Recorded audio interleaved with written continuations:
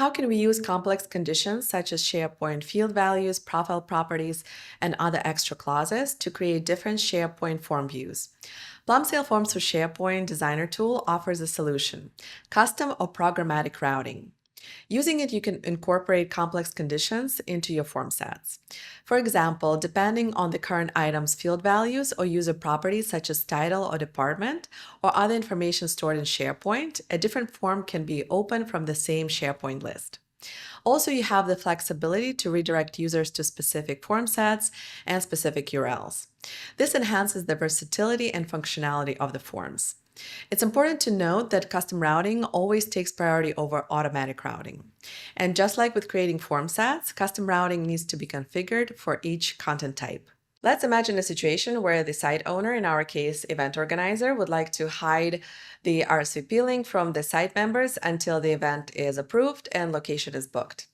But they still want the employees to be able to see the events. First, I have added a choice type column and called it status. It contains two options: approved and waiting for approval. We will use this item status as one of the conditions for custom routing. And as you can see, both approved and waiting for approval event forms look the same for now. Next, let's go to the Forms for SharePoint app and create two additional form sets. One that will show the link if the event is approved, and the other that will hide the RSVP link if the event is still pending approval. So let's export the current form, as we can easily reuse it with a couple of modifications. And now we're going to create our first form set and call it Event Approved. We select SharePoint Groups and set it to Open for Members Only. Click Save and Close. Now we can import the form we saved earlier, and here we don't need to make any changes as the form already has the field for RSVP link. We just need to save this form. Next, we follow the same steps, but this time we create form set Event Waiting Approval. And we'll set it to Open for Members Only as well. Again, we import the saved form, but this time we delete the RSVP field, and instead we can add text control. Let's put in there check back shortly to RSVP once the event is approved. Let's save the form.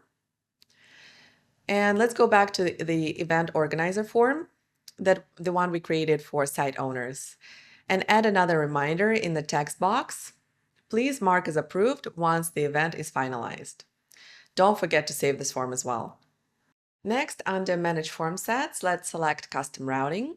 And custom routing is based on JavaScript with PNP.js library and several predefined variables describing the current context.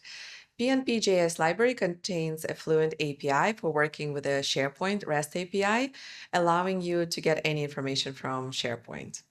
In the description of this video, I have linked an article from our documentation that has code examples and more details on custom routing. So I will be using the following code example from that article as well. Now we'll change user groups index from managers to our group name, latest news members. And I'll replace and match the form set IDs with the ones I have just created: the approved event and waiting for approval. The item status can be left as is because it matches the status field we added in our list. Now we can click Save, and let's test how custom routing works in SharePoint. Right now I have permissions as a member of the site, so let's open the charity dinner event that is marked approved, and the RSVP link is there and it can be clicked. Next, let's open monthly networking event. It's marked as waiting for approval, and as you can see, instead of the link, we get a note that prompts us to check in back later once the event is approved. Custom routing can be tuned to a wide variety of scenarios, like redirecting users to a certain form set if users' department matches a criterion.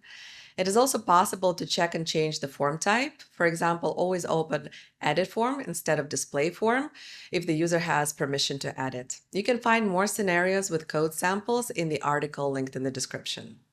If you're still here, thank you for watching, and I hope you found this video helpful. If you have a question or if there's a specific feature in the Forms for SharePoint app that you'd like us to cover, please drop a comment below.